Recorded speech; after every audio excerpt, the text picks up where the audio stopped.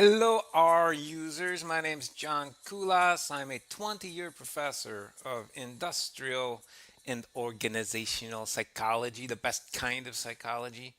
I'm an 11-year user of R for normal, boring, standard, straightforward statistical and analytical applications. But, but, for the majority of that time, for the last 8 or 9 years, I've also been using R as a platform to execute entire projects. So extending beyond its analytical purposes, I've actually been writing papers with R, been creating slides with R, been writing tech reports with R, websites with R. We're doing a couple of books with R. And so every week I get together. I get together with an increasingly dwindling or decreasingly dwindling number of compatriots here. So let's see if I can kind of force the issue a little bit here. Not the same thing, but we'll get some feline friends in tonight. I put the invite out, so we'll see if any of the normal collaborators pop in. But in their absence, we'll have our little kitty cats here looking in. We hang out every Tuesday at this time. What? One caveat there. So far for the last couple of years, it's been pretty much every Tuesday at this time, from 7 o'clock to roughly 8 o'clock Eastern. We hang out and we're here and we make ourselves available if there's anyone else who's interested in expanding their use of their analytical platform to not just do the analytical component, but to actually execute the full project. So write the whole paper. You don't need Microsoft Word. Do the slide deck. You don't need PowerPoint. Um, so you can do that all within R in quotes. So we're saying R in quotes because R is the analytical engine that we tend to prefer. And the way in which we're executing this, it kind of looks R-ish. You'll see tonight if you're not familiar with the process. But we use an external piece of software called Quarto. And Quarto is an extension from an ecosystem of packages that used to be used for a similar purpose collectively called R Markdown. Today we're using a kind of modern extension of that called Quarto. And Quarto is okay processing R as well. But you can use Python. You can use different languages within Quarto. We just happen to come from a tradition that analytically is focused on R. So when I say R for authoring, I think I'm going to keep it. It's not like it's really taken the world by storm or anything. But it's a bit of a misnomer, I guess, a little bit. Anyway, so we're here. The intent of the main purpose that we're doing this, the main reason I like to do this and want to do this, is to promote this workflow, this way of structuring your projects such that you're not jumping between a word processor and a data analytic platform. You just do it all in the same platform. And we want to be available. We want to be a resource to other people who might have an interest in doing that, or maybe you're already doing it and just want someone to bounce some ideas off of. And so that's why we're here. I understand that AI is maybe taking over that role, but before the takeover is complete, we'll hang out here every week at Tuesday for roughly an hour. The metaphor we use is an academic office hour, so that's the OOH acronym that you see on the title slide. And so anytime anyone has any questions, pop them in the comments, and we'll try to address them live. I'd like to do this live. I think it's one thing that's maybe I don't see a lot of out there. And I'm fully willing to go through and stumble through problem solves live on the internet. I don't really have any ego with that sort of thing, so I'm okay making mistakes or just kind of coming to a solution. So we want to be here for that. But in the absence of that, in the absence of people popping in with questions, we've also been just taking one kind of capability of using this work system and exploring it each week. And so this week we'll take a look at embedding documents within other documents. I think, well, we'll get into it, but we might limit ourselves to embedding things within HTML documents. uh, just due to time. The way that I tend to, if you watch this later, probably put me on double speed if you can, because I tend to kind of ramble a bit. At the same time, I take my time with things. So I'm guessing we probably won't have enough time to get into PDF embeddings. And there's a third type of embedding that I think eventually will hit on this. And that has to do with those analytical chunks within these documents that we create. If your analytical chunk is massive, you can source that. So that is, you don't have to write it within your Quarto document. You can write it as a script and then source it out within a chunk, code chunk. And so that's yet another type of embedding. I I'm not sure if unless someone pops a comment in the interceding week, I'm not sure that I want to immediately cover either of those issues. And there's a weird reason for it. These title slides, we've kind of evolved. I think we've evolved into a bit of a style here weekly. And so I have these animated images or illustrations. I think that's kind of fits my style. And um, I kind of like doing that.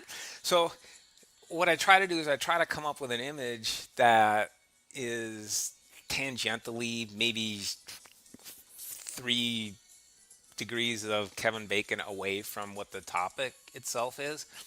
And the other thing that I've noticed, well, I'm not even going to go there with that. But so you can probably imagine like just Google searches for embeddings, like person in bed kind of thing. So I and then illustrations. I got some. I actually had an image that I really liked and I was going to use instead of this one. Um, and then I started to question myself because of the slides that I share. So the slides that I share, and they're linked in the comments, you can access them.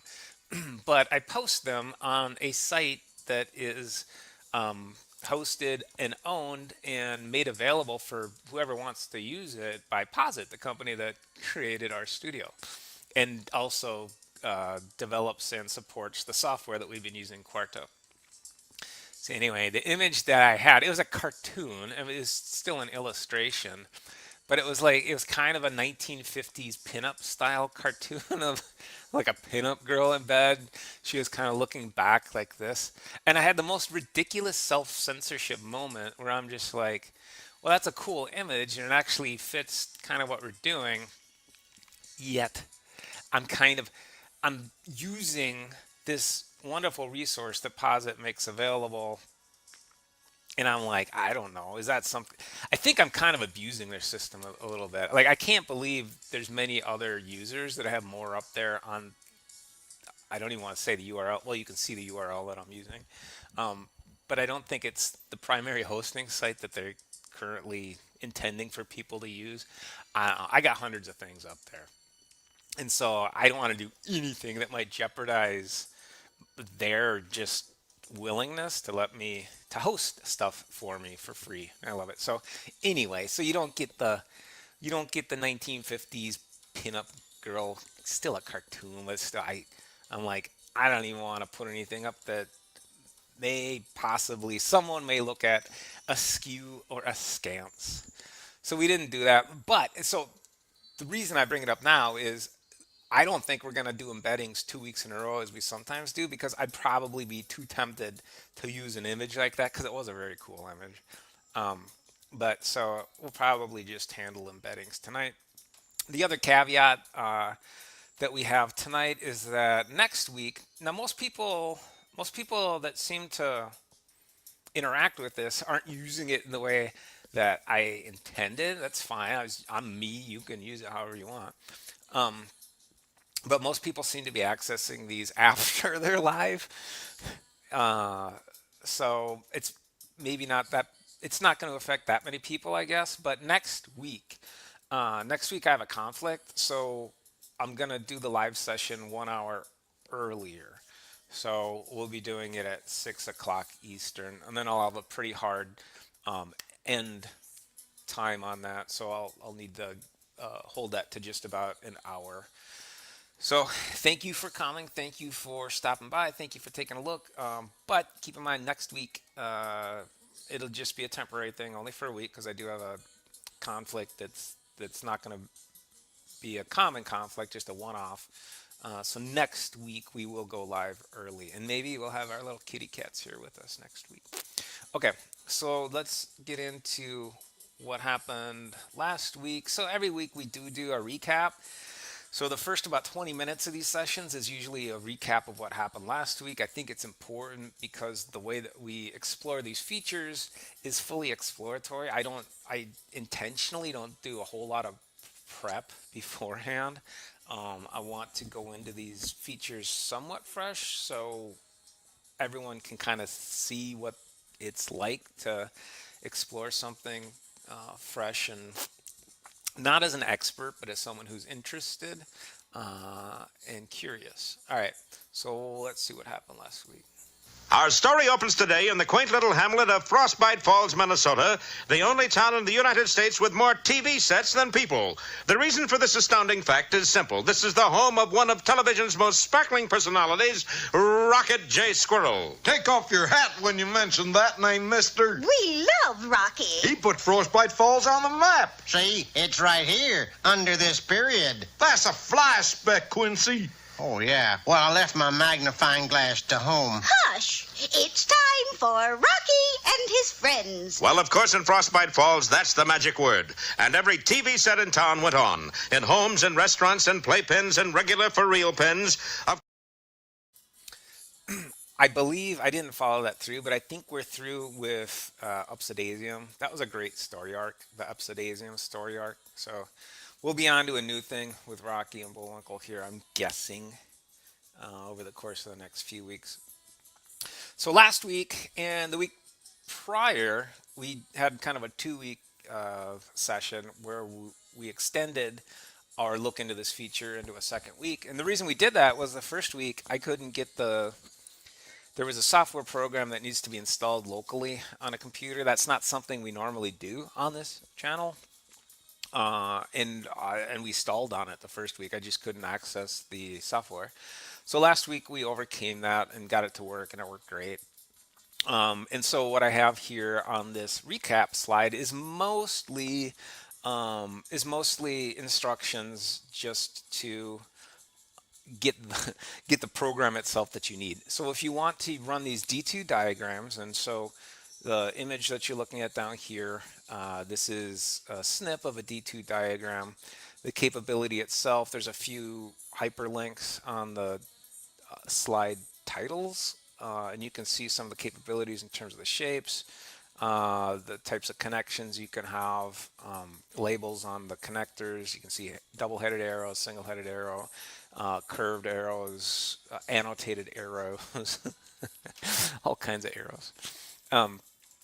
So there's a couple of links on there. You can see some of the capabilities if you're interested in that.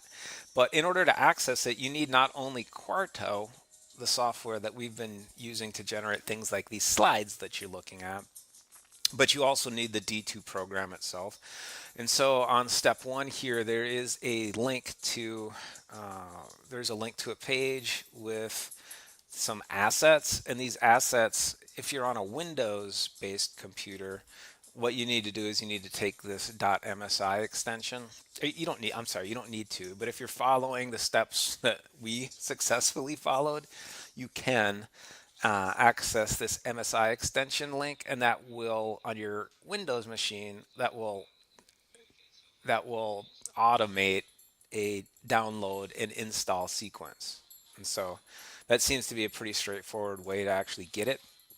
Then what you need to do is you need to find where, because that MSI process is something that's kind of bundled into Windows, it's going to act a little differently than a normal download would. It's going to put it somewhere. It's not going to ask you where you want it. It's going to put it somewhere. And where it put it, it looks like Leia is putting that card right into our little kitty here. Let me get, I feel bad about that. All right, we'll come back to the cats later. So what you need to do after you initiate that MSI download is you need to find where the application was put. Now the application is called D2. it just like R2D2, the last two letters, D2. So you can do a search on your computer. It should put it in your programs file folder. And so that's where I found the application on my computer. And then you're going to go ahead and go into our studio or your IDE and create a project. Now, I'm sorry, project. Yeah, create a project and place it in a folder, a location on your computer. Positron, we've been playing a little bit with Positron. I believe Positron terminology might be a little bit different. I could pull it up, but I don't want to derail us too much tonight. Within our studio, we call these projects. And then once you've created the project in a folder, in a location, you're going to want to take that application from your programs file folder and put it in the project folder. So where we're executing the where we are creating our document, we need to also have that D2 program installed in the same location. There's a couple of ways to do it. What I'm recommending, again, not based on any much experience with D2 itself, but just based on experience with using projects within our studio. Go ahead and create a project folder, take that D2 application and put it within that project folder. And then in order to see if it works, there's a hyperlink here. And again, one of these weeks, we'll probably spend time on making those hyperlinks a little more visually, having the visual cue a little more prominent on those hyperlinks. But there is a link there to a complete document script, including the YAML. So the YAML is this front matter here, for you to see if D2 works or not. Now there's one step that was not explicitly mentioned in my 5-step sequence, and that is installing the extension that Quarto was going to be looking for in addition to the D2 software itself. And so that installation is here on the install tab, I'm sorry, the install heading on the same help page that has the script that you can run. So this is something that you paste right into your terminal of your RStudio session. So again, it was a lot. So one of the things that we talked about last week was this is probably more of an intermediate to advanced level kind of capability that we're testing out here, not because of any complexity with D2 itself, just because of the steps that it needs to set up your computer so you're able to actually access and execute in order to get the diagrams that you want to get. Now, once we had everything set up, the diagrams looked great. They looked fine. Here is some D2 script that produces this image down here.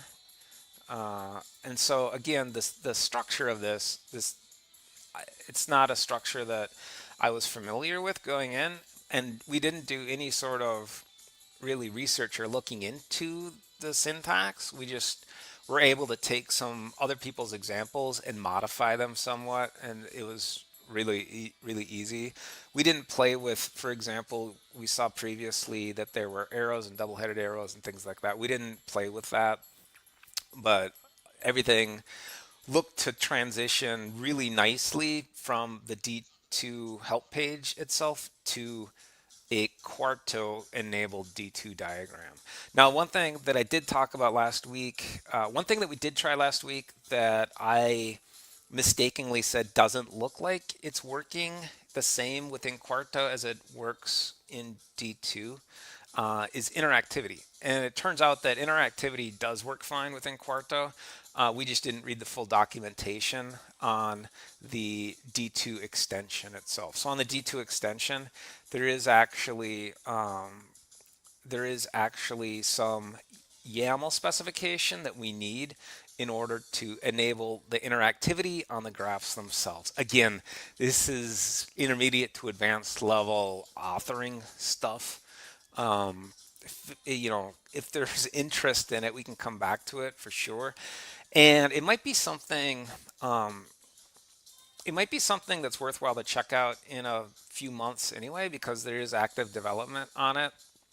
And related, I guess, to what we're going to talk about today, what we sometimes see, even we've been playing with Quarto now for about a year and a half, I'd guess.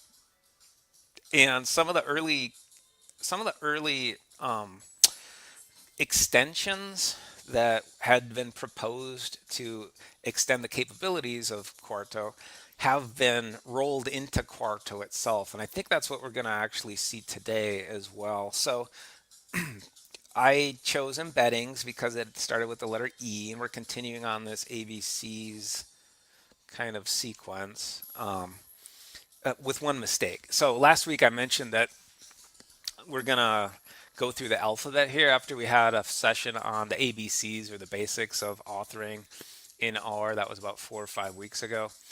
I thought it'd be clever to do D, E, F, so on and so forth, completely forgetting that we already did an F. So we kind of out of sequence a little bit already in my grand scheme. I guess I don't make a very good kind of evil genius villain guy, but anyway, so this feature, this capability that we're going to talk about tonight, what I thought I was going to see when I started putting together these slides was that there were going to be at least three different approaches that we could take in order to embed a document, project, or piece of output even from a different source into our local into I'm just going to use the words that developers commonly use, but so I'm going to use parent and child. So the parent, and this isn't the way they're normally used, but the parent document is the one we're focused on here, and the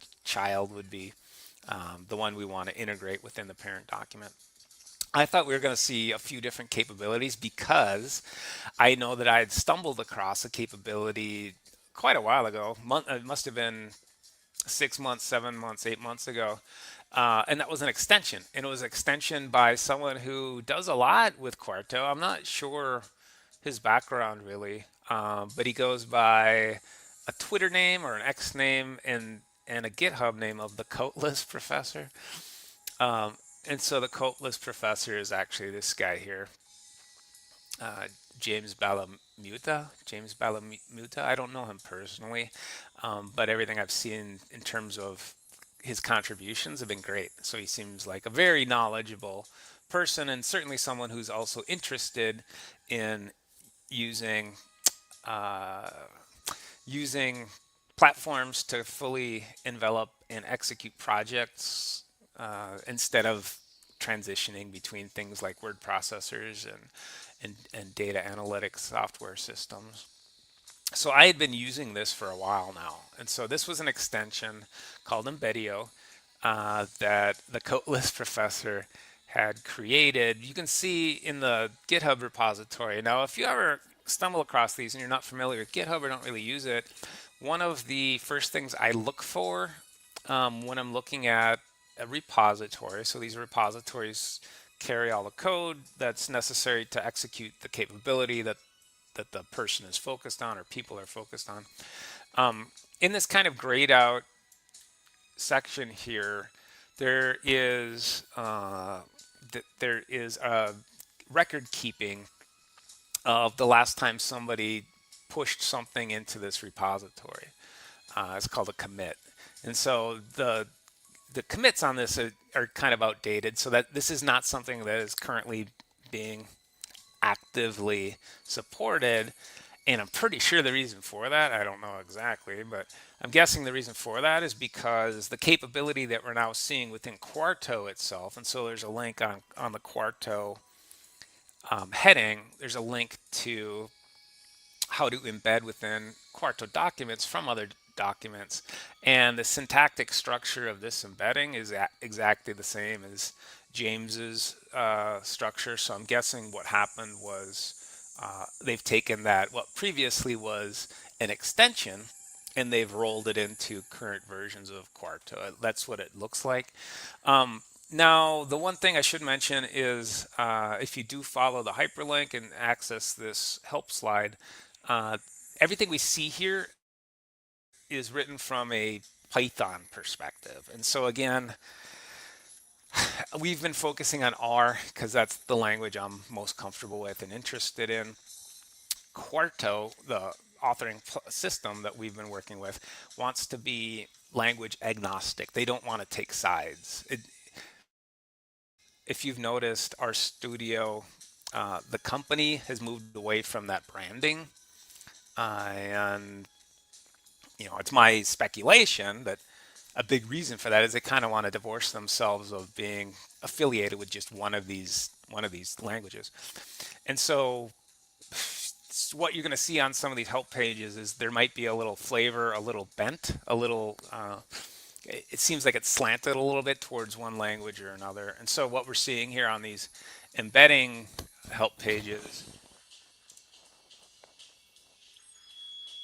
sorry, I'm on the verge of a sneeze and I couldn't find my mute button very quickly. So it feels like it's gone away now. But so on these help pages, you have to develop some level of, or just come to these weekly sessions if you don't want to develop skill yourself. But it's helpful to develop a little skill with kind of just recognizing something that looks Python-y, and kind of understanding how it might transition, how it might actually also look and be structured with more of an R focus. And so we'll come back to that. But the help page that we see here is definitely it's it's it's intended, or the examples are Python based, but that's okay. Doesn't really affect this. But the structure of how we access this capability, it looks to me like it comes from the Codeless professor's good work on the previous extension. And so on my computer, I actually have that extension in my project folder here. It's this Codeless Quarto um, extension. Now these dates, you can't always trust these dates. This doesn't mean that I installed it over a year ago. I that sometimes has something to do with the version of the extension that we're dealing with as well. So anyway, I need to go in and clean up my files because I don't need that extension anymore, because that capability is now folded into Quarto, which is awesome. Now the other thing I think that we'll spend a little time on tonight is an alternative method of embedding things, and that's to use direct HTML tags. And so this is going to only work within HTML documents or slides. I guess that's a type of document. But anything that renders as an HTML file, we can use this iframe tag. And I use these frequently. I actually use these fairly frequently in the slides that I do on these on these weekly slides. And so here's some iframe scripting. This is exactly what I put in this week's slides. If you want to look at the QMD associated with this week's slides, QMD is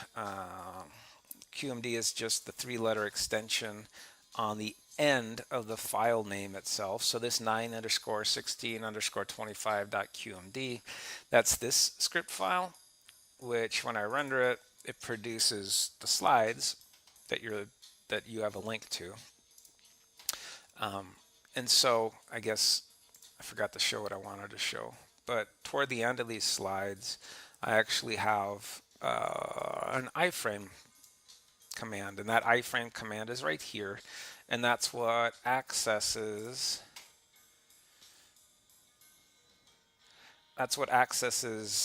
this that you're looking at here. So this mermaid.pdf file is located within my project directory, so we can go ahead and pull that up as well.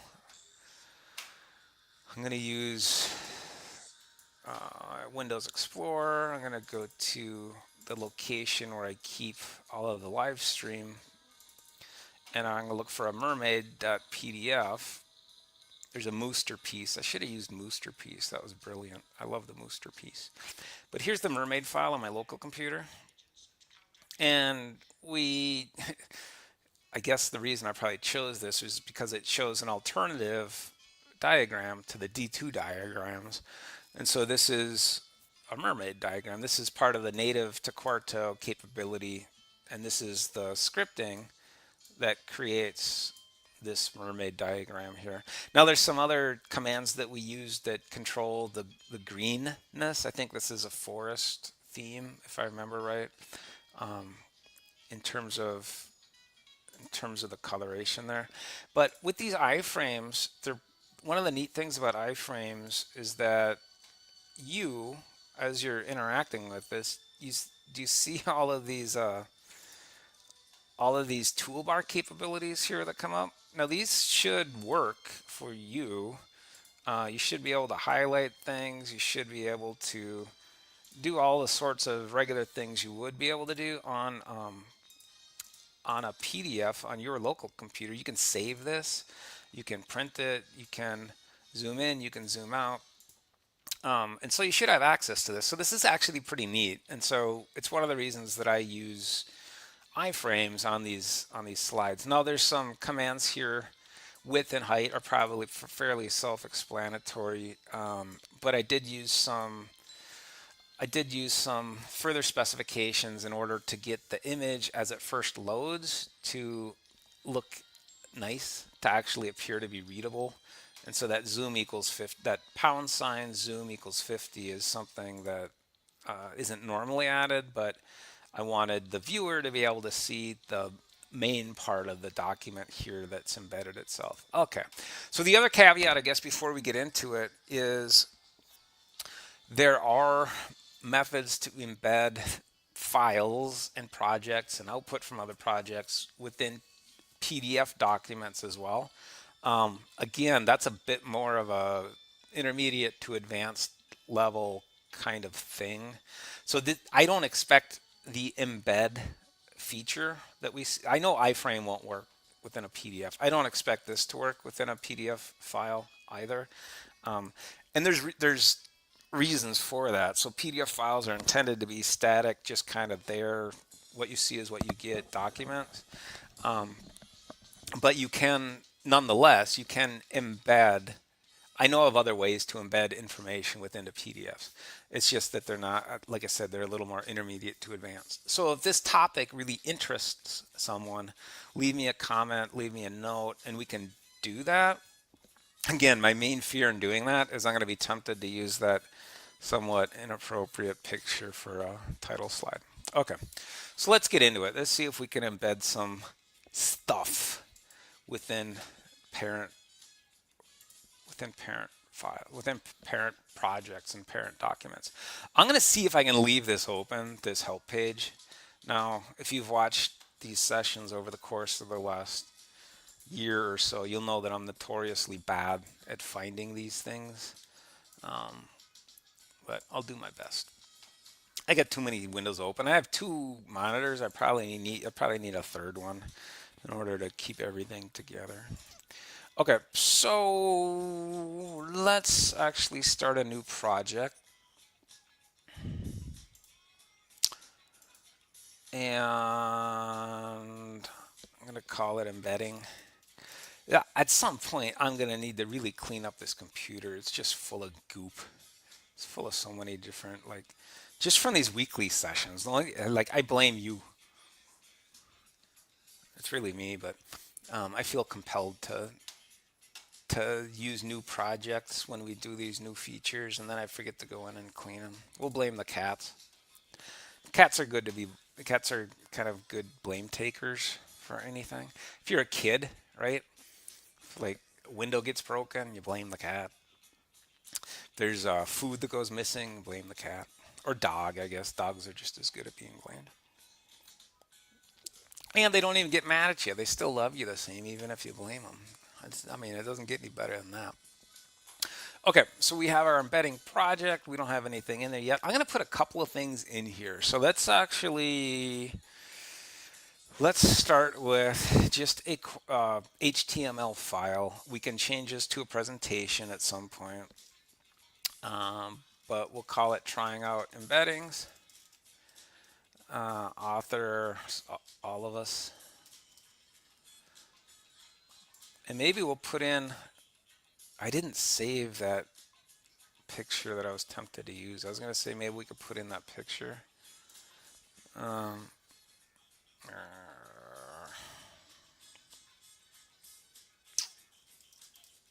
We'll call it a parent document.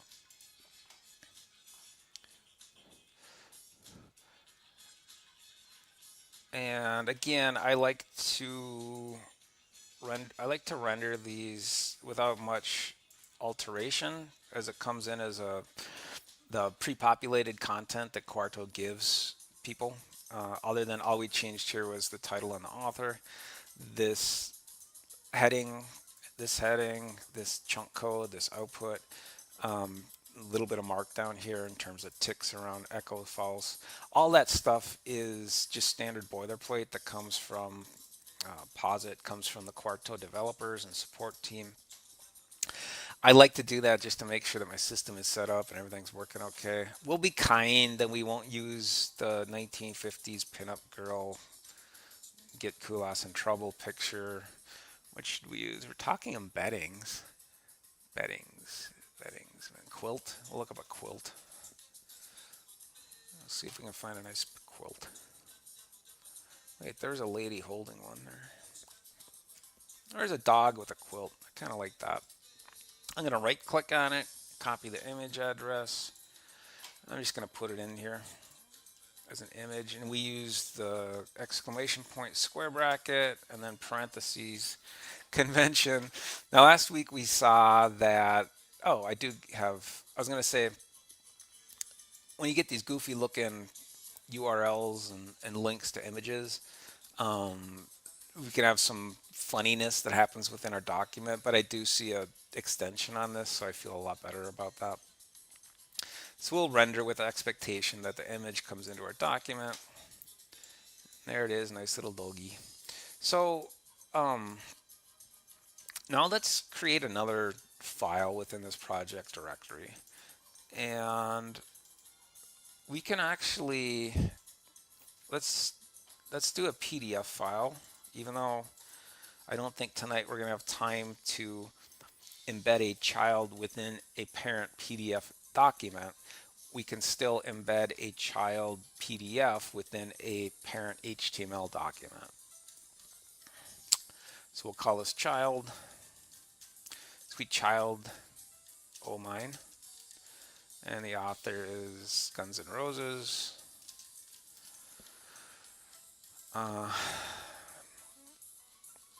And we should probably put something on here as well. I'm just going to call it child. But we should put something on there to kind of just make it stand out a little bit from the parent document.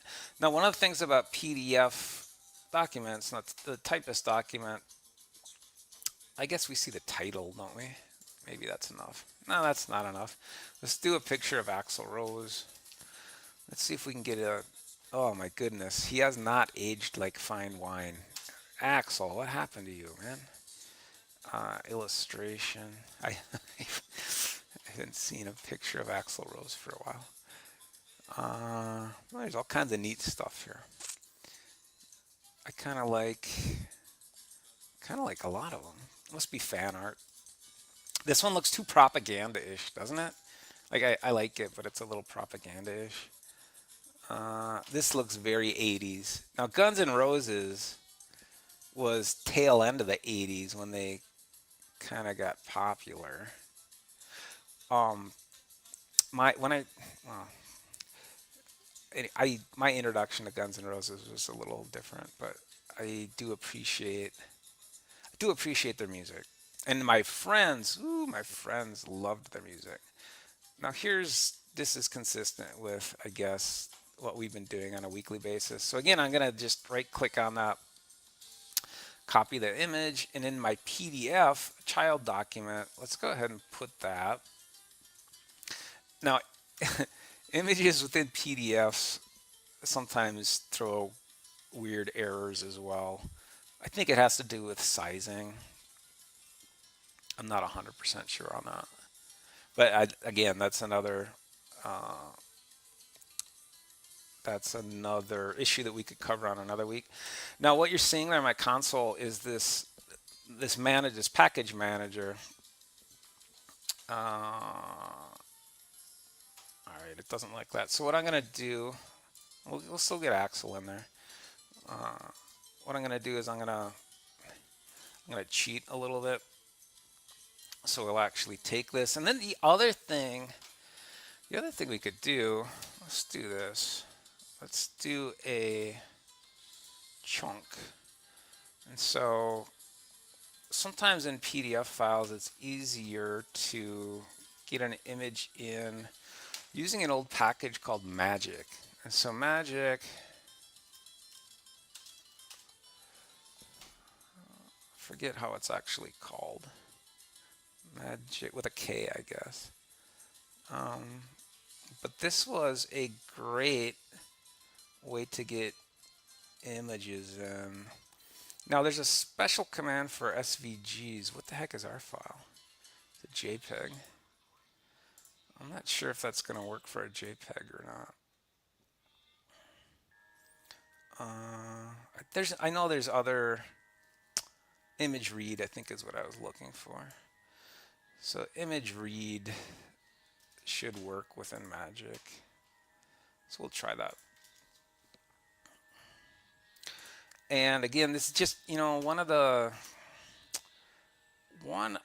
things I think that will happen with these authoring systems is eventually oops, I forgot to load Magic.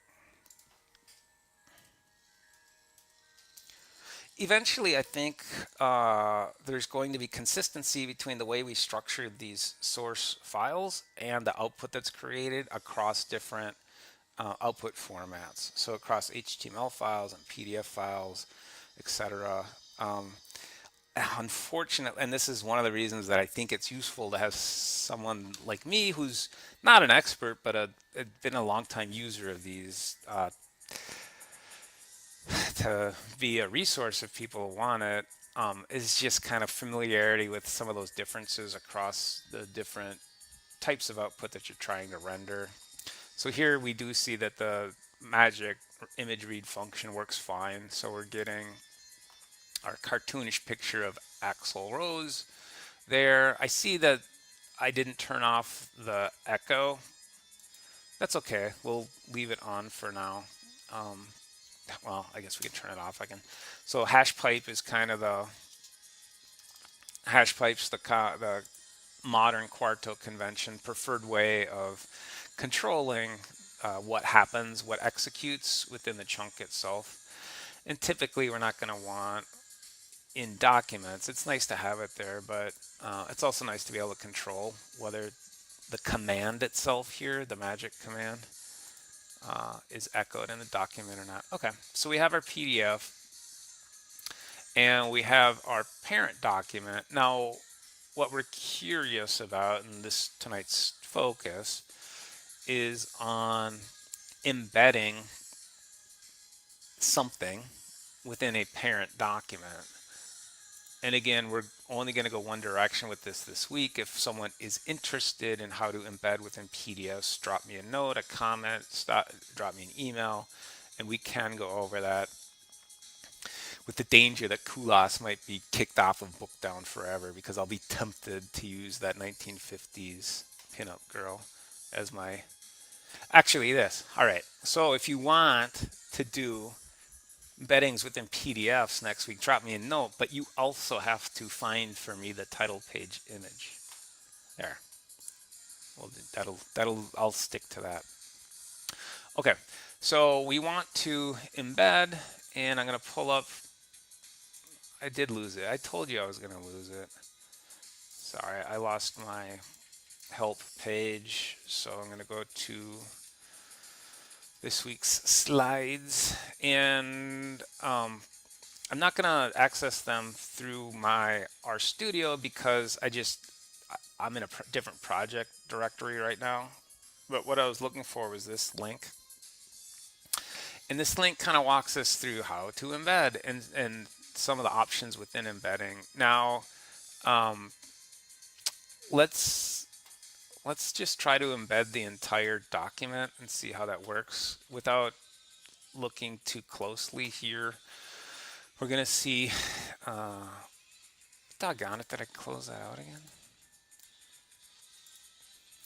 we're going to see if we can actually copy the source information that I have in this week's slides. Now, in this week's slides, I'm also asking for a specific chunk out of a different document. I think what I want to try a couple of things. So we'll just try this at the bottom. And so the first thing to try is I'm just going to ask for, we'll just ask for child.qmd. Now, what I really want is I want the PDF itself, but the way that I'm seeing the embed function talked about, it's usually asking for the source script itself, not the output. But we'll try the output and see what happens. Now, the good thing is these HTML files that we're working with are kind of a lot more forgiving. So yeah, it looks like it didn't like that. So the PDF, it looks like, is not supported for embed, the function.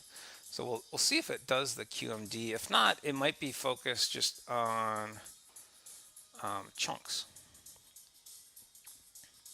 So I didn't actually check that out. We got something. So my expectation is if I go to the bottom, we're going to see, so a couple of neat things here. So we actually do see the full PDF executed, but it's rendered within, it's rendered as though it doesn't look any different than the HTML file itself. So it starts here, and again, if I do a Control A, you can kind of see blocks of script and imagery that are identified. There is one little kind of neat thing that comes into the bottom here, which is it tells you what the source is. And the source is child o' mine. It's pulling up this title. Now we could override that if we want with this embed function. And if we get time, maybe we'll do that. This is really cool. So it's actually bringing me to a separate tab or a separate browser that is giving me the full PDF, what it looks like. Again, it's rendered within an HTML file, so it does look a little bit different. Wow. Okay, so we're going to come back to this, but this is pretty cool. Now, the other thing that Embed does is if I go back to this child document and I give this a label,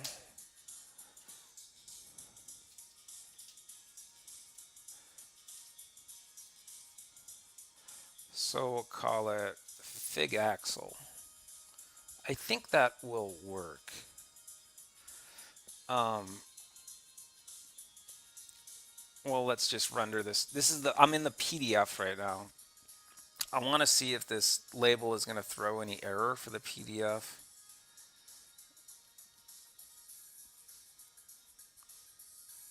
No, I am getting some errors, but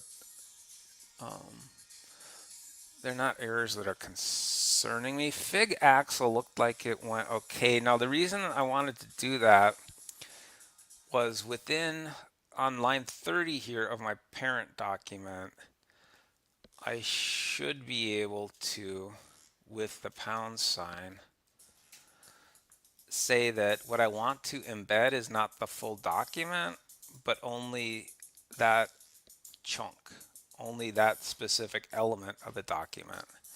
Now, this is where this gets, in my estimation, really neat, being able to kind of target what you want to share from a different product that you're producing. I didn't like it.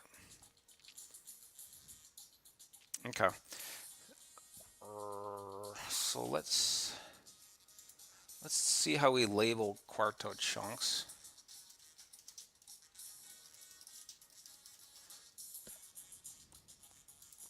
Because it's possible that I labeled that wrong.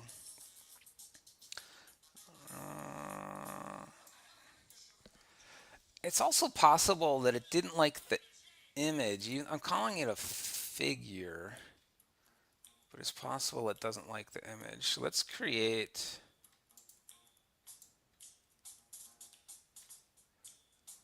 a different chunk. So I'm going to create a different chunk, and if it's the image, I think that might be a week 2 issue. So I'm going to add a new chunk at the bottom of my child document. So this is still a PDF, and it should be loading in from a ggplot data file. I wasn't familiar with that one, but apparently air quality is an data object that comes within ggplot. Now, we're all familiar with some standard kind of data sets that are commonly used in our applications. Iris is one, cars is one, MT cars is one, polymer penguins is a very popular one. There's the image. So we're gonna see in our parent document if the embedding of the chunk that we're interested in is kind of getting hung up on this use of the magic package to load in an image instead of having a true figure. I honestly, I don't know. I'm not sure. So on line 30, I'm saying let's embed the child.qmd. That's the file that creates this PDF document. And in there, I'm interested in the output from this particular chunk, which is a more traditional figure. It's a true figure, not a cartoon of Axl Rose. Well, it did render, so it does look like it's the way in which we're specifying the content within the chunk within which we're asking for and producing the cartoons. So it has something to do with the image itself. So we'd have to have a different specification of the image. But look, it got it. So it went and grabbed the output. Now, there's some funkiness here. So this actually does not look. This is obviously kind of a snipped image that then was blown up to fit the size of this HTML. It's responsive, just like a normal HTML image would be. Now it wouldn't, I don't think, it shouldn't do that within a PDF. It still has this nice reference at the bottom, this source, child domain, and you're also getting, upon extension, you're getting a sidebar here noting notebooks. Now, notebooks, this is one of those terms that tends to be more common within applications that are focused on and use and rely on Python. So sorry, there's some bad language going on in the background. I don't know if you can hear that anyway. But so I really love this back and forth between, oh, that's pretty neat. Can I see where that came from? Sure, here's the source. It's this entire document. Again, with the one caveat being that it's coming in as an it's not coming in as the PDF looks. The PDF itself, let's go ahead and render that again. PDF itself has PDF-y kind of feelings. It doesn't have feelings, but it has the look and feel and just kind of temperament, I don't know, of a PDF. By that, I mean the font is different, the spacings are different, there are going to be page breaks, so you see page numbers, you see a page break. This is all information, these are all visual cues that tell the reader that you're dealing with a different type of document. In this particular case, a PDF. Look how nice the image looks. So the image looks fantastic. I guess it is responsive. I never realized that in PDFs. Oh no, so this is what I thought would happen. It's the whole size of the entire document that's changing. So all the ratios are the same. So PDFs are static documents. They're not intended to be responsive. But the plotting of this is a lot sharper. So when we're embedding this, we're losing some of the sharpness. So let's try our other method here, which is to specify iframes. So the iframes, there is a opening tag and there's a closing tag. And so if I copy this, and these code chunks are always, you can copy them. I'm gonna go ahead and just paste that in. Now the commands themselves aren't usually stacked like this. When you see this, they're usually linear. I guess let's try to stack it and see if it works. I don't know why it wouldn't. But again, I'm not an HTML specialist, or I'm not that familiar with it. We don't have a mermaid PDF in here. We do, and this is going to be different in iframe. We are now going to call out child. So I'm going to call out the child PDF that's located within the same project directory here. And now my expectation, oops, I'm sorry, I did it in the wrong, I did it in the PDF file. I didn't mean to do that. I meant to do it within the parent file. So let's go ahead and take our embed command. There are ways to actually annotate information like this within the body of your Quarto document as well. One of the quick and easy things that I do, I don't know if it's great practice or not, but I'll just go ahead and add it as a comment within a chunk, within a nearby chunk. And so it's there if we want it, but it's not going to do it. It's not going to be active. But now what we have at the bottom of this, instead of the embedding using the Quarto capability that's given us that neat notebook source hyperlink and access to either the full rendered document or to just a chunk out of it, which is really cool. I'm going to try to embed the entire PDF. And so this will retain the look and feel of the PDF itself. So let's try that. So again, we're within our parent HTML document.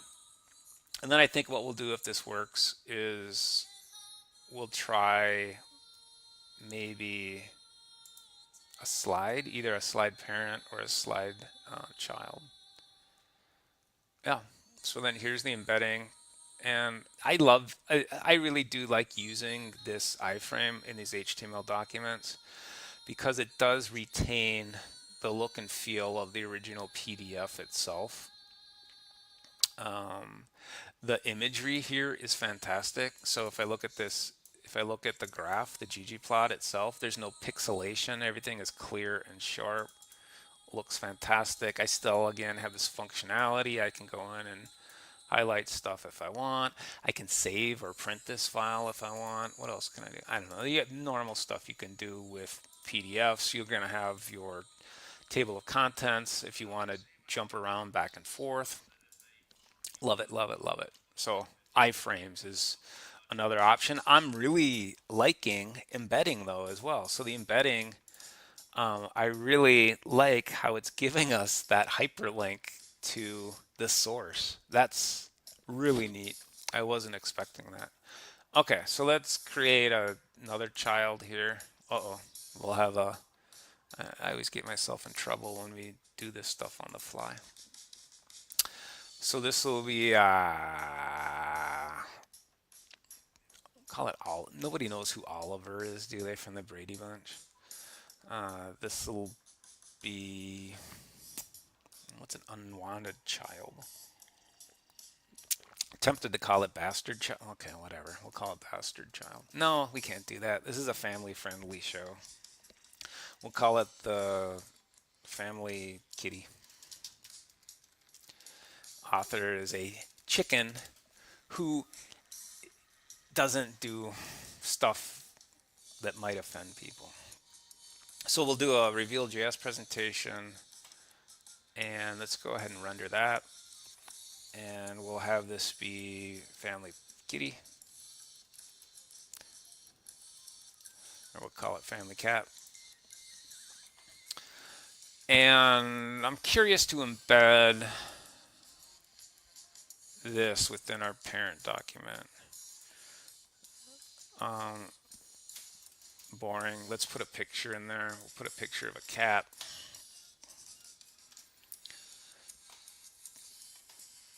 Let's do a cartoon cat.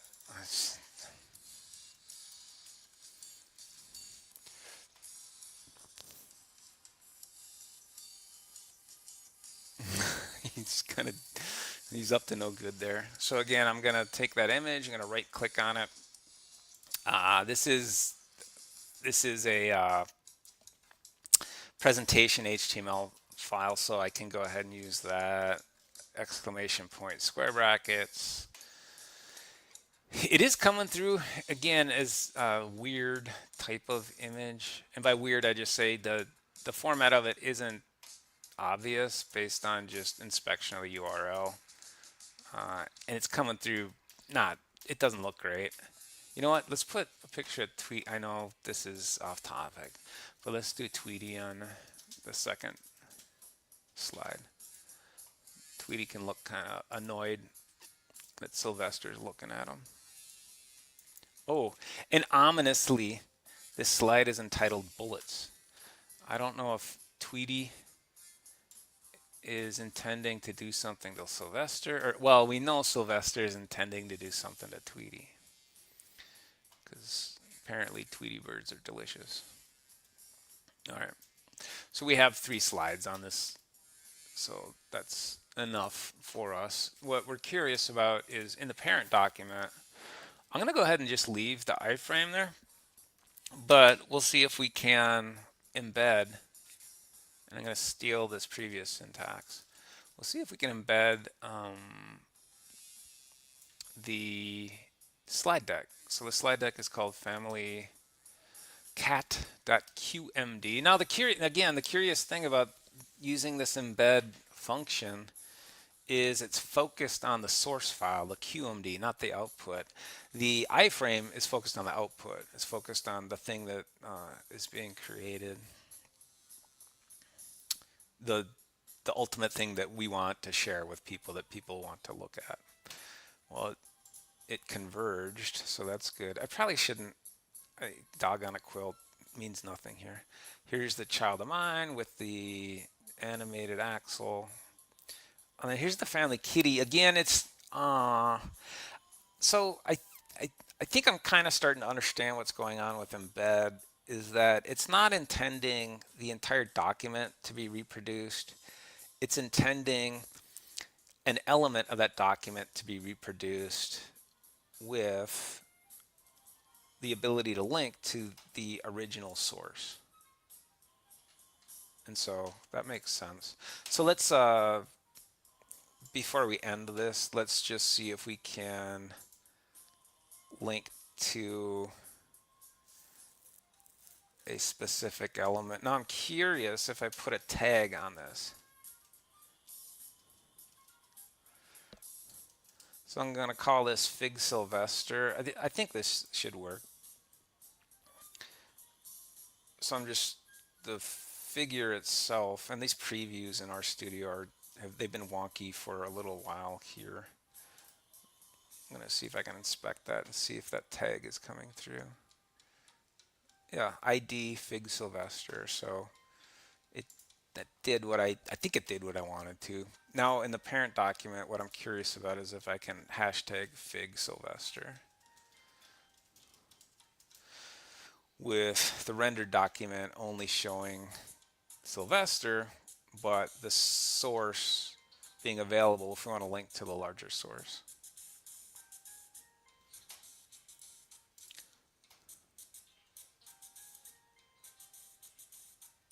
No, they all came through.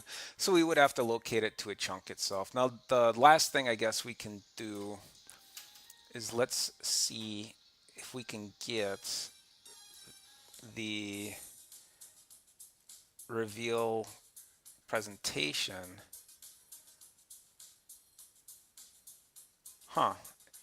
So, so it is creating an embed HTML representation of the thing that we're embedding. I didn't notice that before, but it's something new within my project directory.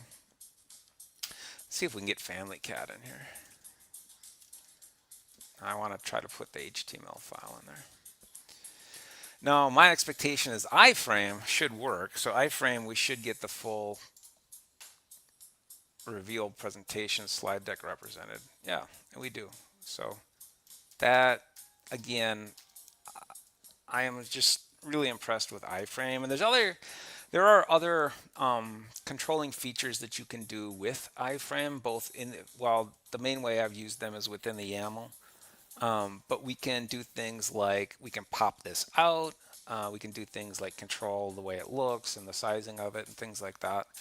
But just knowing that it's a feature there available such that if you have an HTML report, slide deck, or anything else in HTML format, and you want to include something else within that document, that iframe option is there and available, and it does operate quite a bit differently from the embed function that now comes packaged, bundled within the base Quarto.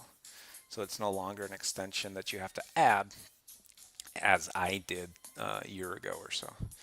All right, cool. So I think unless someone stumbles across this and you have a request to do a little more with embeddings, because there is more we could look at. But unless I hear from somebody, I'm probably going to move on. And next week, again, remember, if you're watching this, if you made it to the end, thank you so much.